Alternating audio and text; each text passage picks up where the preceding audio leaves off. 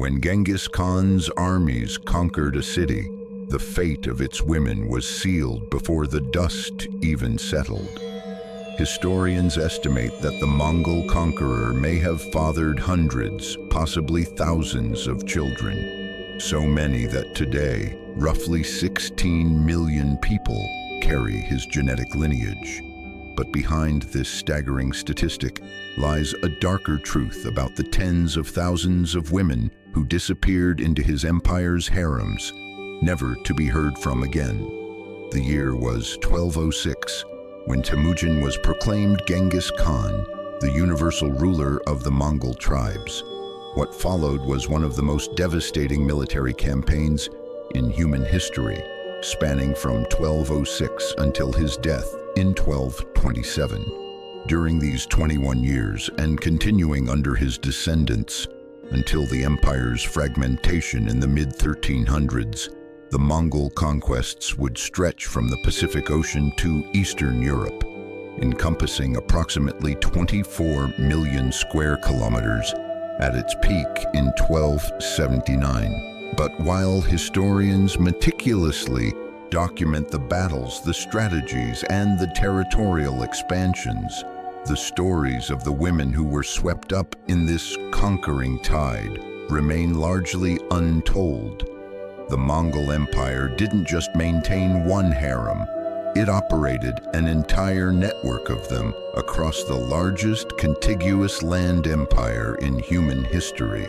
When Mongol forces captured a city, a systematic process unfolded that had been refined through decades of conquest.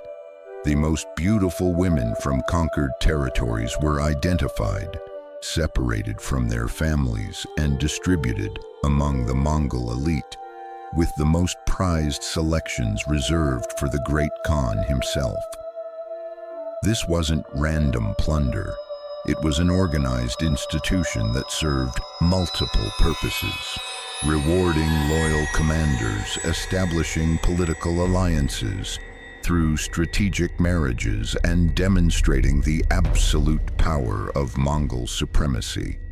The first major test of this system came during the conquest of the Khwarezmian Empire between 1219 and 1221, when the great cities of Bukhara, Samarkand, and Urgench fell to Mongol forces. Contemporary Persian historians recorded the systematic selection of women from the conquered populations. The renowned historian Atamalik Juvaini, writing in the 1250s in his work Tarikh-i Jahangushai, The History of the World Conqueror, documented how Mongol officers would enter conquered cities and demand that the most beautiful women be presented for inspection. Those deemed suitable would be separated from their families immediately, often witnessing the execution of their fathers, brothers, and husbands before being led away. Unlike the romanticized harems of later Ottoman tradition, which developed their own distinct culture in the 15th and 16th centuries, the Mongol system was built on brutal efficiency during the early 13th century. Women were categorized like spoils of war, assessed, ranked, and allocated based on their perceived value. Chinese princesses from the Jin dynasty, which fell to the Mongols between 1211 and 1234, Persian noblewomen from the Khwarezmian Empire conquered in the 1220s, and Eastern European captives taken during the invasion of Kievan Rus in 1237-1240 all found themselves stripped of their former identities and thrust into a life of captivity. The magnitude of this practice becomes clearer when we examine specific conquests. When Baghdad fell to Hulagu Khan, Genghis Khan's grandson, in 1258, historical accounts suggest that over 100,000 women and children were taken captive. While not all entered harems, many became domestic servants or were sold into slavery. Thousands were specifically selected for the harems of Mongol nobility. The systematic nature of this selection process reveals how central the harem institution was to Mongol imperial culture. Within the walls of Genghis Khan's court at Karakorum, established as the Mongol capital in 1220, these women existed in a strange paradox. The Ordo system, as the Mongols called their mobile palace complexes, was sophisticated and highly organized. Each of Genghis Khan's principal wives maintained her own Ordo, a complete household that traveled with the army and included hundreds or even thousands of people. Historical sources suggest that Genghis Khan had 4 principal wives and numerous secondary wives and concubines, with estimates of the total number ranging from several hundred to over 1,000 women directly attached to his household. Börte, Genghis Khan's first and primary wife, whom he married around 1178, held the position of greatest honor. Despite the Khan taking hundreds of other women, Börte's 4 sons, Yochi, born around 1182, Chagatai, born around 1183, Ogadai, born 1186, and Tolui, born 1191, were considered his legitimate heirs. This demonstrates a crucial aspect of the Mongol harem system. It wasn't simply about sexual gratification, but about creating a complex hierarchy where different women served different political and social functions. The competition within these harems was fierce and often deadly. In a harem housing hundreds or thousands of women, the struggle for the Khan's attention could mean the difference between power and oblivion, between having your sons considered for succession or watching them be relegated to obscurity. Some historical accounts from Chinese sources, particularly the Yuan Shi, History of the Yuan Dynasty, compiled in 1370, suggest that poisoning, manipulation, and sabotage were common as women fought for survival and relevance. The stakes were impossibly high.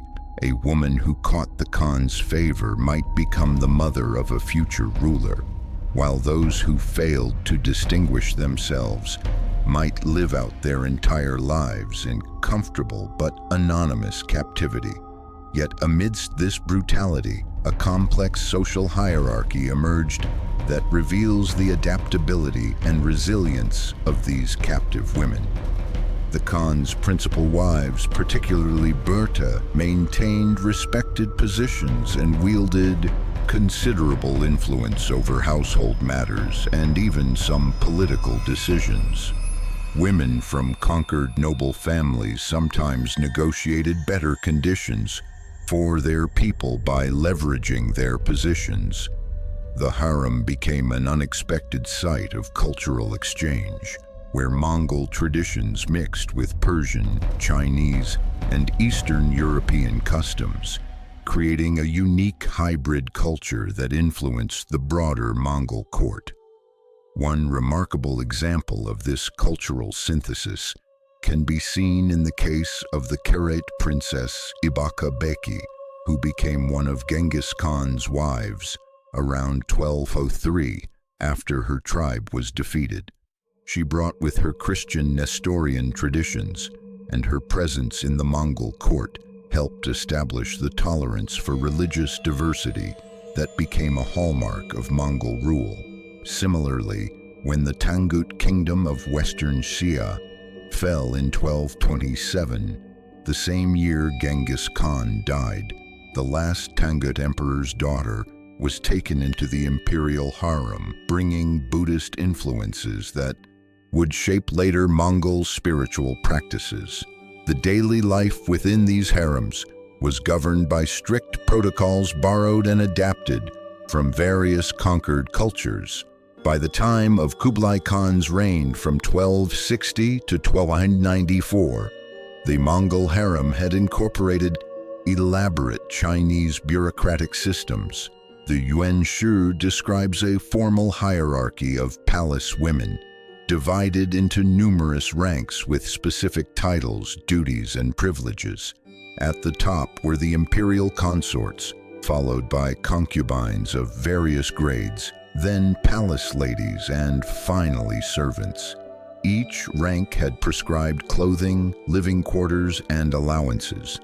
Women selected for the imperial harem underwent a rigorous selection process that became increasingly formalized over time.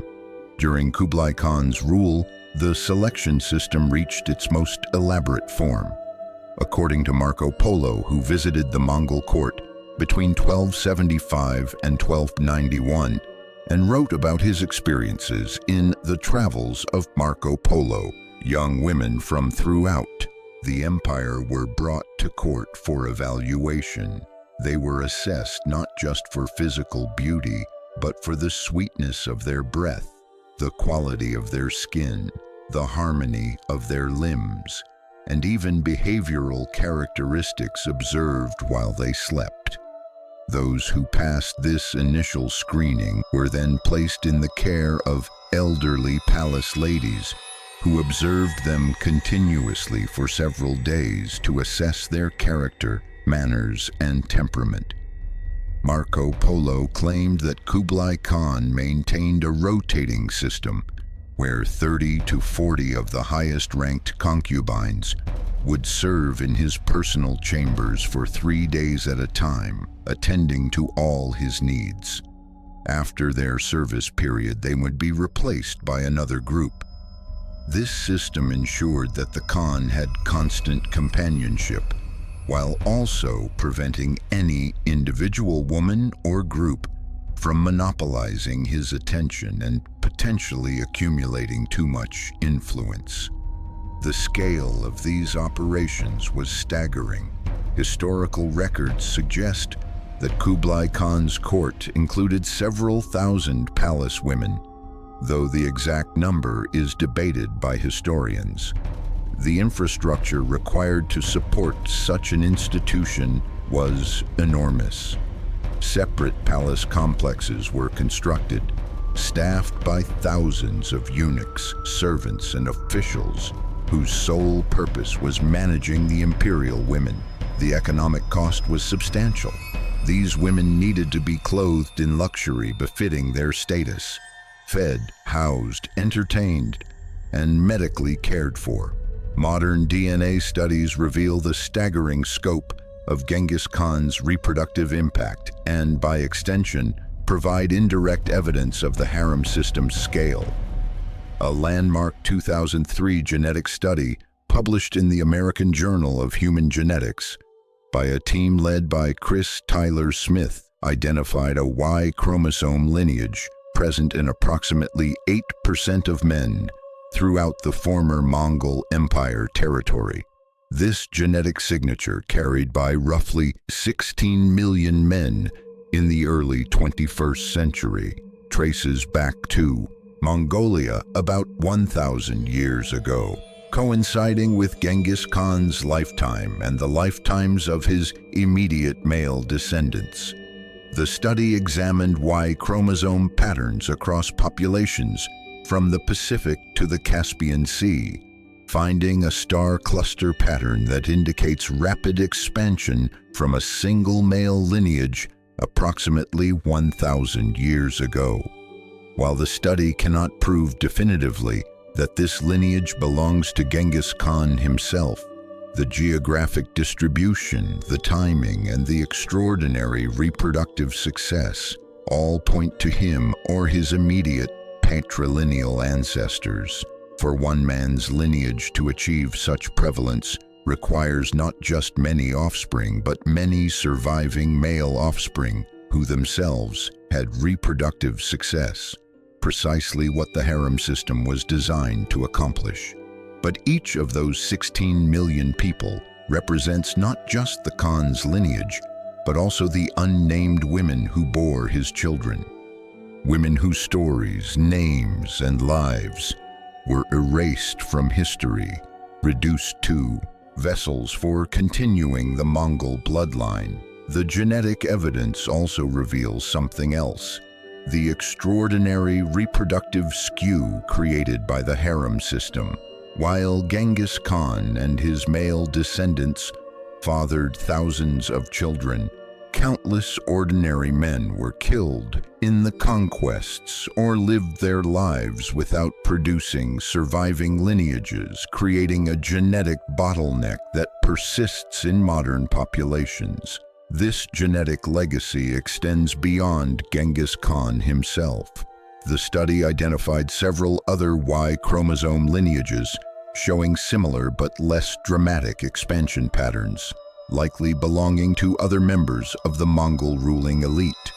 Jochi, Genghis Khan's eldest son, who ruled the Western territories until his death in 1227, likely contributed significantly to the genetic pattern in Central Asian and Eastern European populations.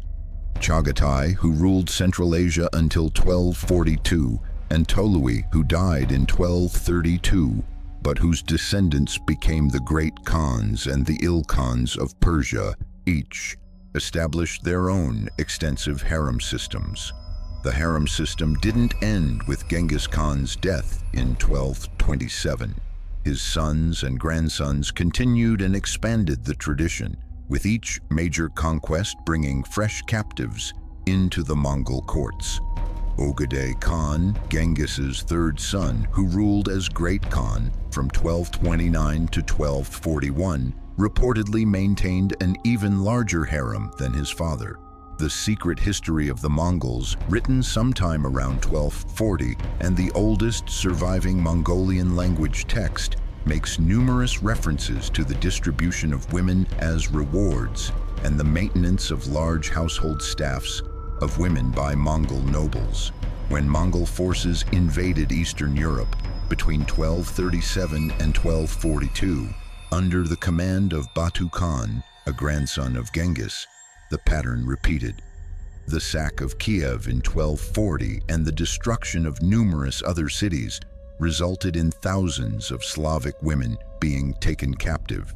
Some were transported back to Karakorum, a journey of thousands of miles that could take more than a year, while others were distributed among the Mongol nobility in the newly conquered territories.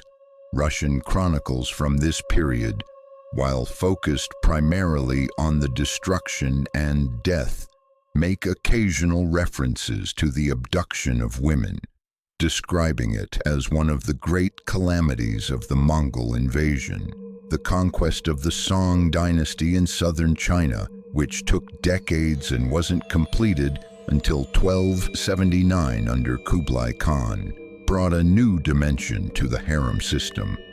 The Song court itself had maintained a sophisticated concubine system, and when the dynasty finally fell, the last Song emperor's concubines and palace women were absorbed into the Mongol imperial household. This created a fascinating cultural collision as Chinese palace traditions, which had been refined over thousands of years, merged with Mongol practices.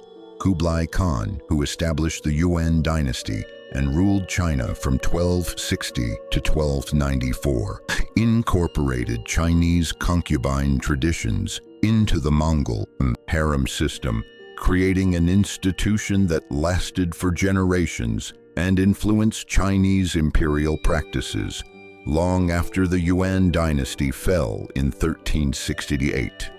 The elaborate ranking system, the role of eunuchs in managing the palace women, and the formal protocols for selecting and promoting concubines all bore strong Chinese influences, though adapted to Mongol sensibilities. Contemporary accounts from Marco Polo describe harems containing thousands of women living in elaborate palace complexes in the new capital of Khanbaliq, modern-day Beijing, which Kublai Khan established in 1264. The Forbidden City, later built by the Ming dynasty on a nearby site, would follow architectural and organizational principles that had their roots in these Yuan dynasty palace complexes. Marco Polo wrote of vast parks and artificial lakes, of pavilions where groups of palace women lived in luxurious isolation, and of the strict protocols that governed every aspect of their lives. The selection process for Kublai Khan's harem drew from a specific Mongol tribe called the Onggirat, from which, according to tradition, the most beautiful women were supplied to the imperial family. Every year, Marco Polo claimed, about 100 young women from this tribe would be sent to court for evaluation. After the rigorous selection process described earlier, about 30 would be chosen to join the imperial harem. This traditional arrangement with the Onggirat tribe dated back to before Genghis Khan's time. Börte herself was from the Onggirat tribe, and this alliance through marriage had been formalized into a perpetual institution. What happened to these women when they grew older, when they fell out of favor, or when their protectors died? Historical records are frustratingly silent on these questions, but fragmentary evidence provides some clues. Some were likely cast aside, though the Mongol system appears to have been less brutal in this regard than some other historical harem systems. Mongol tradition held that a woman, once taken into the Khan's household, remained part of that household for life. When a Khan died, his wives and concubines typically became part of his successor's household, though they were generally not taken as wives by the new Khan. This would have been considered a form of incest, as they were now considered his mothers or aunts in the extended kinship system. Some women were married off to Mongol officers or nobles, particularly younger women who had not borne children to the Khan. This practice served both to reward loyal followers and to solve the practical problem of what to do with women who were too numerous for even the Khan to attend to. Such marriages were considered honorable, and the women involved often retained elevated status due to their connection to the imperial household. Others probably spent decades in the harem without ever being summoned by the Khan, living comfortable but restricted lives. The palace complexes provided for these women were luxurious by the standards of the time, with good food, fine clothing, and pleasant surroundings. Yet they were also prisons, places where women spent their entire lives without freedom of movement, choice of companions, or control over their own destinies. A few remarkable women carved their names into history despite the odds. Sorghaghtani Beki, who married Tolui, Genghis Khan's youngest son, around 1209, provides one of the most striking examples of how capable women could exercise power within the constraints of the Mongol system. Though Tolui died in 1232, Sorghaghtani Beki raised her 4 sons to become some of the most powerful figures in Mongol history. Mongke became Great Khan in 1251. Kublai became Great Khan in 1260 and founded the Yuan dynasty. Hulagu conquered Persia and established the Ilkhanate in 1256, and Arik Boka contested the succession after Mongke's death in 1259. Sorghaghtani Beki's political acumen was legendary. The Persian historian Rashid al-Din, writing in the early 14th century, in his Jami al-Tawarikh, compendium of chronicles, praised her as extremely intelligent and able, and credited her with skillfully managing her son's education and political advancement. She was a Nestorian Christian, but ensured her sons received education in multiple religious traditions and maintained positive relationships with Buddhist, Muslim, and Taoist leaders. Her ability to navigate the complex political landscape of the post-Genghis Khan succession struggles while promoting her son's interests demonstrated that women, though constrained by the patriarchal structure of Mongol society, could still wield enormous influence. Some harem women became regents for young khans, wielding authority over the empire's vast territories. Töregene Khatun, who was originally a concubine taken from the Merkit tribe, became the principal wife of Ögedei Khan.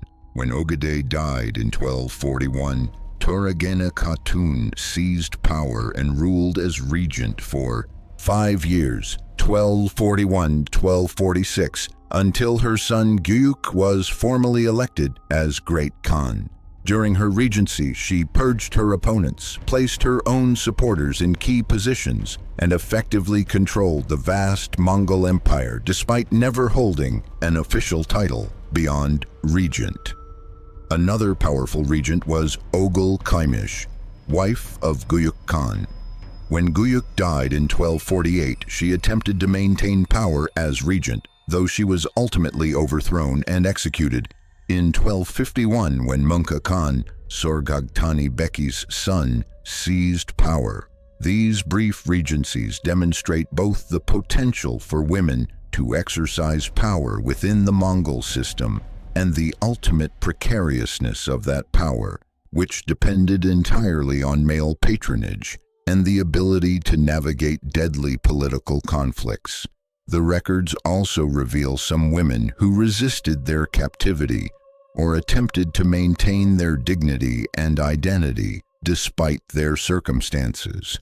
Chinese historical sources mention noble women who committed suicide rather than submit to life in a Mongol harem, though such accounts must be read carefully as they were often written by Chinese scholars who sought to emphasize Mongol barbarity and Chinese virtue.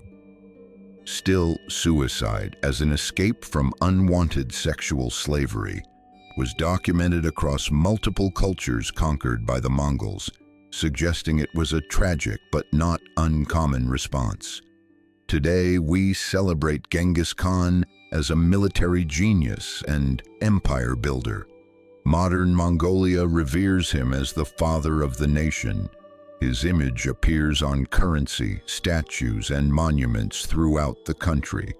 International historians acknowledge his role in connecting East and West, facilitating trade along the Silk Road, promoting religious tolerance, and establishing innovative administrative systems. The Mongol Empire's postal system, legal code, and meritocratic approach to governance influenced the development of statecraft across Eurasia. But we must also confront the human cost of his conquests. These women were enslaved. Their consent was never a consideration, and their suffering was built into the foundation of the Mongol Empire's power structure. The mass rape and forced concubinage that characterized the Mongol conquests constituted what we would today recognize as crimes against humanity, systematic sexual violence deployed as a tool of conquest and control. The harem system represented institutionalized sexual slavery on a massive scale, affecting countless thousands of women across multiple generations. While some may have adapted or even thrived within the constraints of their captivity, finding ways to exercise influence, protect their children, or maintain elements of their cultural identity, the choice was never truly theirs. They were property bought, sold, traded, and distributed according to the whims of their captors. The psychological trauma of such experiences is difficult to imagine. Women torn from their families, often after witnessing horrific violence against their loved ones, transported hundreds or thousands of miles from everything familiar, forced to live among strangers who spoke different languages and practiced different customs, and compelled to submit sexually to men who had conquered their homelands. The emotional and psychological toll must have been devastating. Yet historical sources rarely acknowledge this suffering, focusing instead on political intrigue, military campaigns, and the achievements of great men. We can catch glimpses of this trauma in occasional references in historical texts.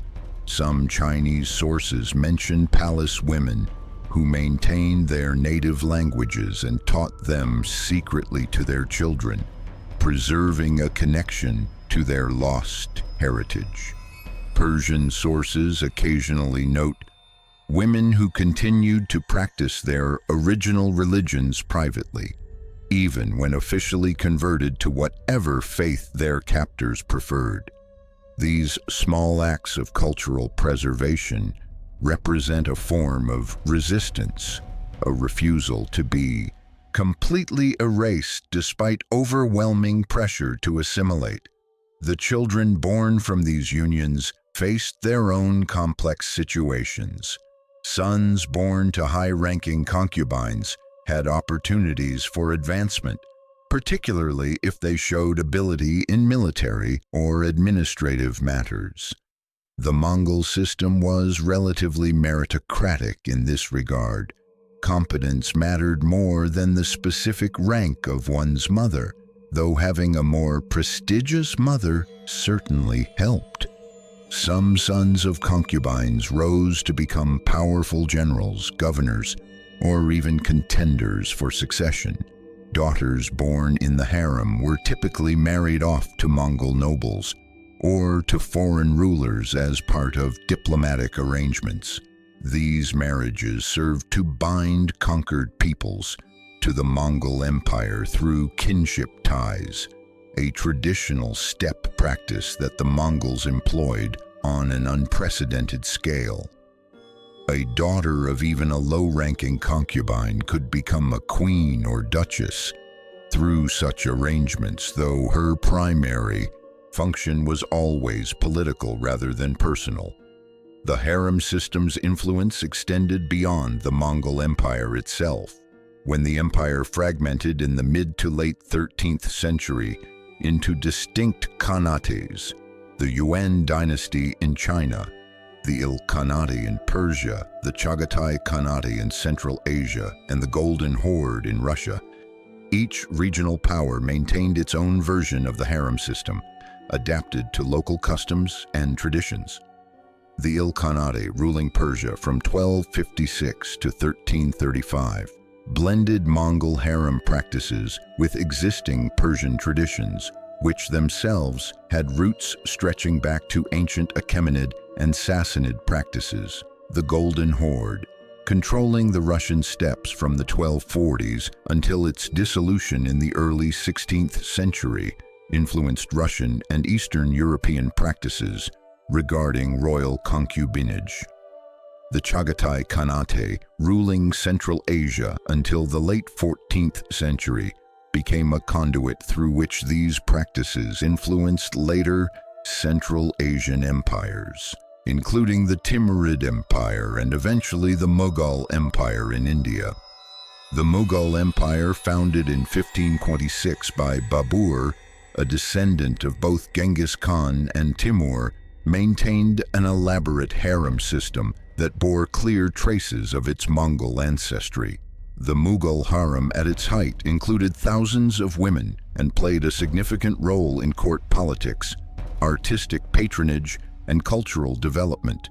The famous Taj Mahal, built by Emperor Shah Jahan between 1632 and 1653 as a tomb for his beloved wife Mumtaz Mahal, represents perhaps the most beautiful architectural monument to emerge from the harem tradition, though it also reflects how this tradition had evolved and become intertwined with romantic ideals by the 17th century. The Ottoman Empire, which rose to prominence in the 14th and 15th centuries and lasted until the early 20th century, developed the most elaborate and well-documented harem system in Islamic history. Though not directly descended from the Mongol Empire, Ottoman practices were influenced by earlier Islamic and Byzantine traditions that had themselves been affected by Mongol practices during the period of Mongol dominance in the 13th and 14th centuries.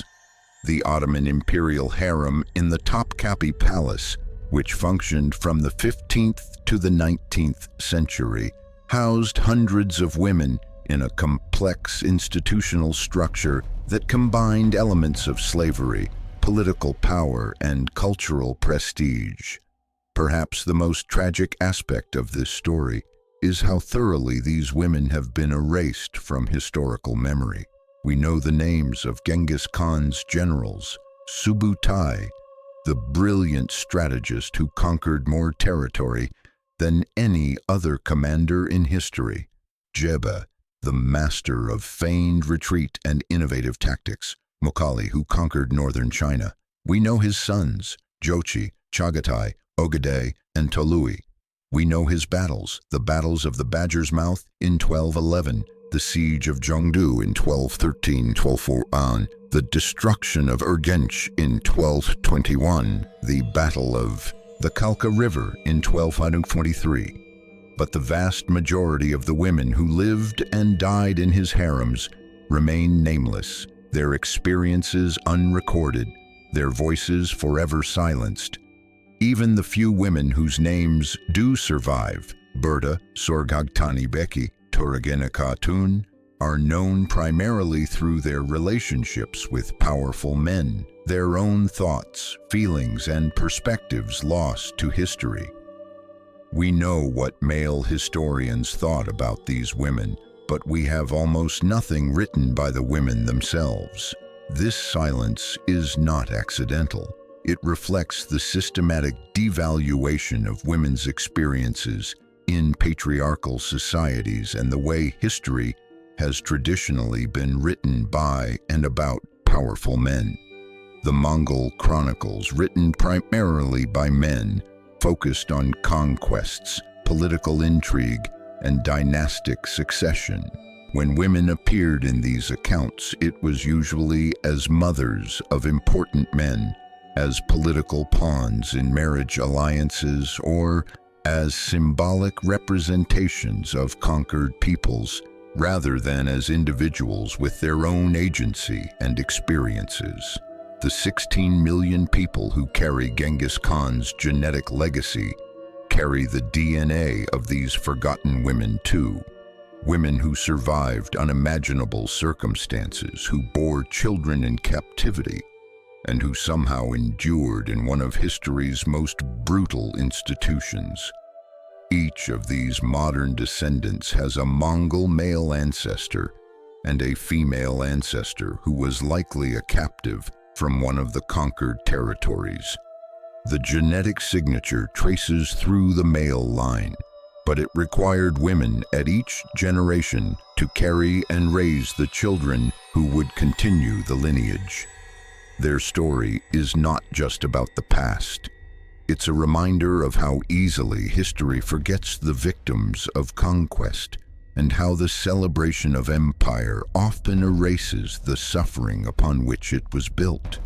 When we marvel at the size of the Mongol Empire, at its administrative sophistication, at its role in connecting civilizations, we must also remember that it was built on conquest, slavery, and systematic violence, much of which was directed specifically at women. This historical amnesia continues to affect how we think about sexual violence in conflict today. The systematic rape and sexual slavery practiced by the Mongols was not unique to them.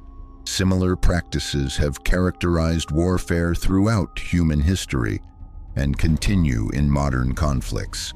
The enslavement of Yazidi women by ISIS, the mass rape in Bosnia during the 1990s, the comfort women system employed by Japan during World War II, the sexual violence that accompanied the Rwandan genocide, all of these represent the same pattern of treating women's bodies as spoils of war.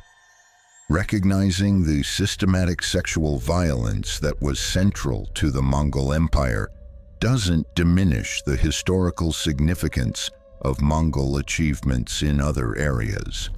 It's possible to acknowledge that the Mongols created innovative administrative systems, promoted trade, and facilitated cultural exchange, while also recognizing that these achievements were built on tremendous human suffering. History is complex, and historical figures are complex. They can be both innovative and brutal, both culturally significant and morally reprehensible by modern standards. The challenge for modern historians is to tell these stories more completely, to recover what we can of the experiences of enslaved and oppressed people, and to resist the temptation to celebrate empire without acknowledging its costs. This requires looking beyond the traditional sources, reading against the grain of texts written by the conquerors, and taking seriously the fragmentary evidence of resistance, suffering, and survival that appears in the margins of official histories. In recent decades, historians have begun to pay more attention to these questions. Scholars like Morris Rosabi, Timothy May, and others have examined the role of women in Mongol society more carefully, though the sources remain frustratingly limited. Archaeological evidence provides some additional information.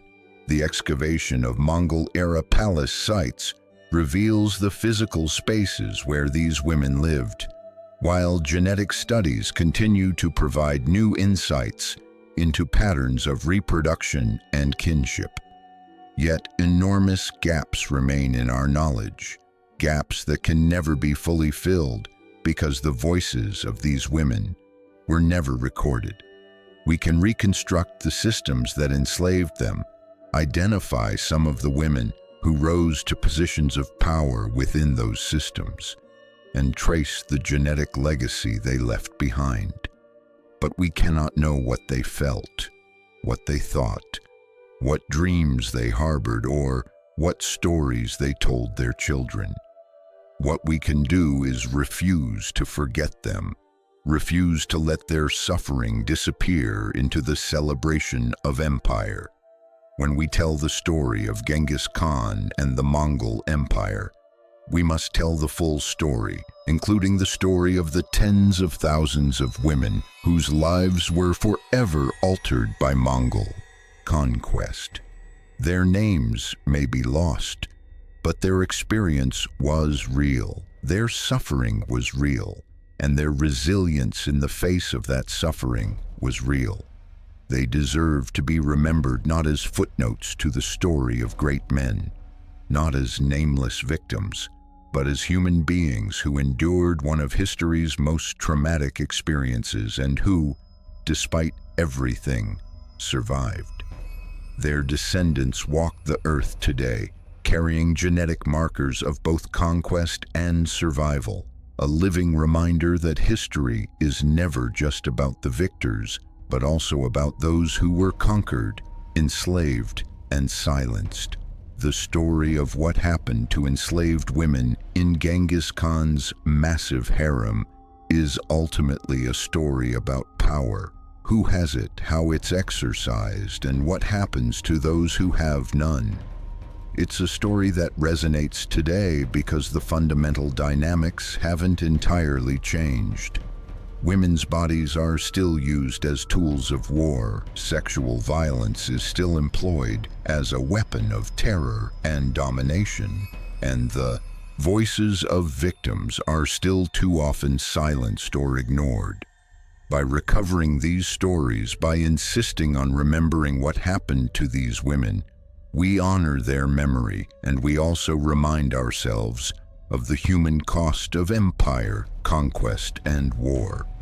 We remind ourselves that behind every statistic of conquest, behind every map showing territorial expansion, behind every celebration of military genius, there are individual human beings whose lives were destroyed, whose families were torn apart, and whose suffering echoes across the centuries.